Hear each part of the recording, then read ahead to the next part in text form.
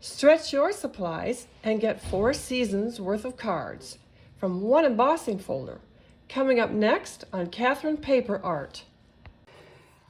So, Happy New Year! In today's video, I am going to make 4 season cards using one embossing folder. This happens to be an Emboss and Cut from Simon Says Stamp. This is their Terrace Floral embossing folder. And I don't know if you're going to see that pattern very well, but it's just a repeating floral. And I decided that I would make this look like a card for every season. And since we've just had Christmas, I'm going to use up some Christmas cardstock that I received free with purchase. And I decided that I would use up cardstock for each season that I happen to have on hand that I received free with purchases. I probably wouldn't use the cardstock in any other capacity. So it's a good way to use up some cardstock that you might not use otherwise, and a good way to use an embossing folder to make better use of your supplies that you already have on hand. And if you don't happen to have a die that goes with it, you can fussy cut it, or you can just skip that step altogether. So let's get started. I have a small scrap piece, and I tested it to see how well it would cover with ink, and it covers pretty well. I just used some Altenew Ruby Red on there, and it covers pretty well. So I think I will probably use this. So actually, I like the snowflake pattern better than the plaid. It looks more Christmassy, so I'm going to use the snowflake instead. So I'll go ahead and emboss this off screen and be right back. Okay, so I have finished inking up my panel, and I've made them look like poinsettias, and I think it came out okay. So what I'm going to do now is take this die, and I'll just emboss a plain piece of white cardstock and cut it out and color it also. So I'll be right back. So I've stamped my inside sentiment, and I am going to glue my panel down. I've cut them down to size. I used my waffle flower A2 layers and A2 additional layers dies because I knew I would never be able to cut this down on my guillotine trimmer. I'd never get it cut straight. I'm not even sure the dies got it cut straight, quite honestly, but I'm sure it did a better job than I could. So I'm just going to glue this in place. And then tape it down onto the card.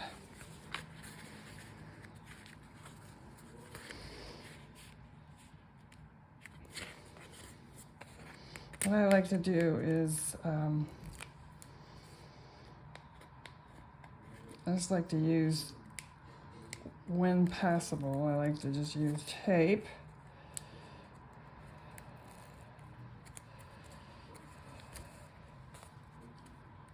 These kind of become pull tabs that are easy to place, and if I put a little piece in the center, then I can put some glue on it, and that'll give me a little bit of wiggle room. As putting the glue on it gives it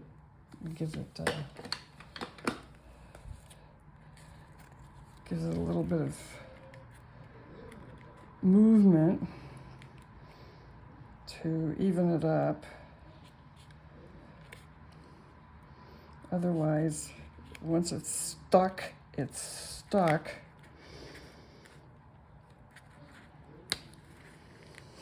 And I almost never get it right the first time. So anyway, I will go ahead and finish this off screen and be right back. Okay, and here's the finished card for winter, Christmas. And I think it came out very nice. Very simple. You can still see the pattern paper behind it, and yet you can still see the poinsettias. So now I'm going to do spring. Okay, for my spring card, I am going to take some paper from the Welcome Spring paper pad, and this is by American Crafts. And I think what I am going to use is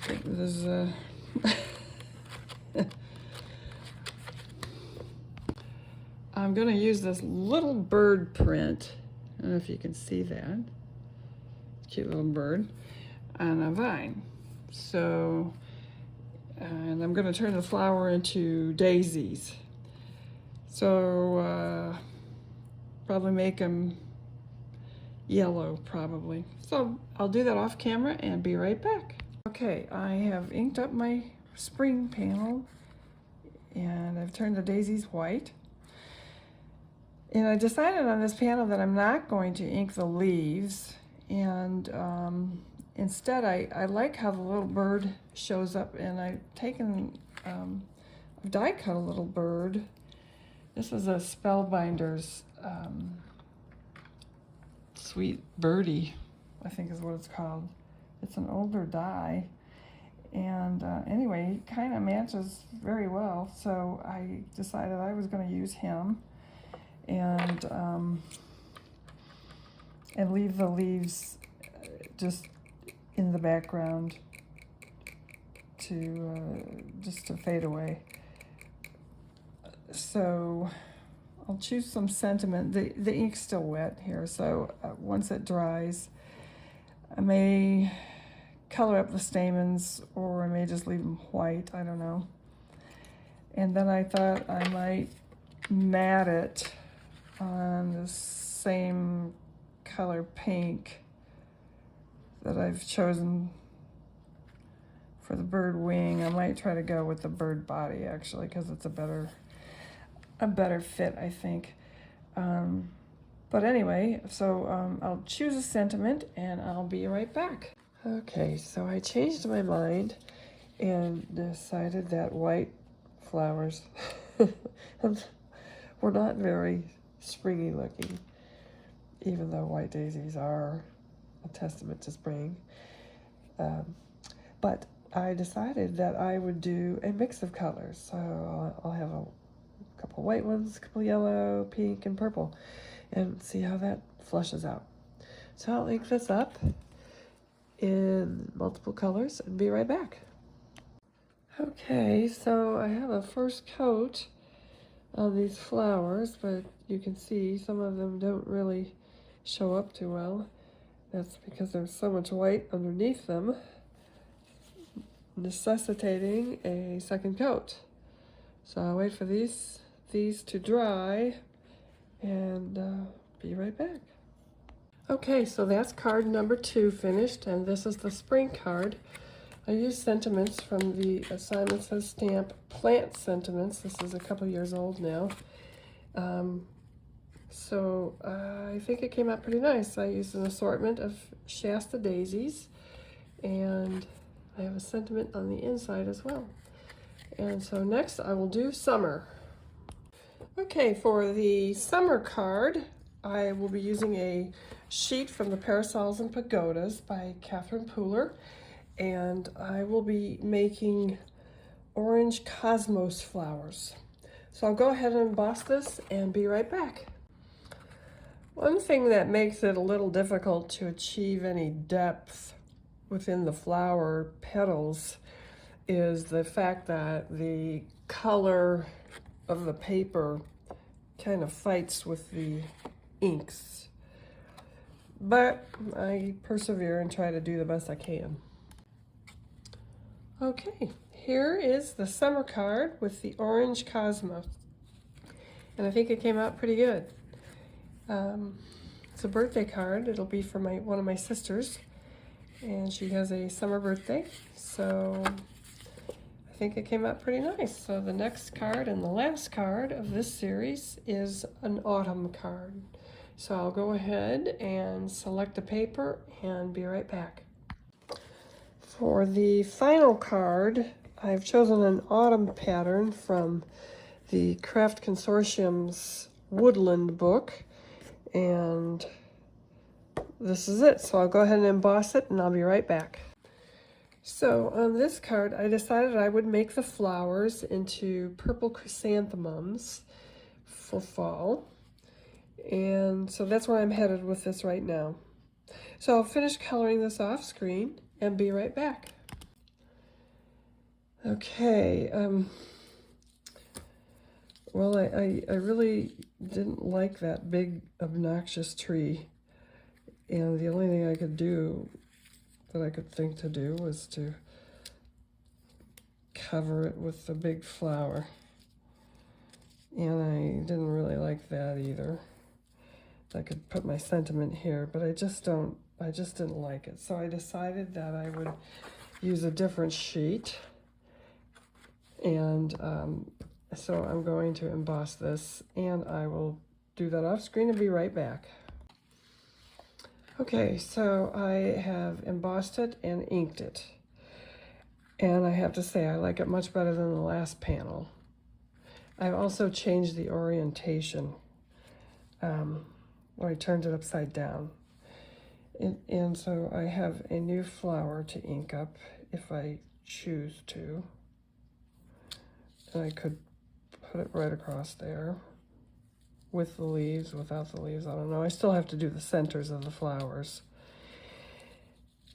And I have trimmed this down already, so it's ready to go onto a card panel.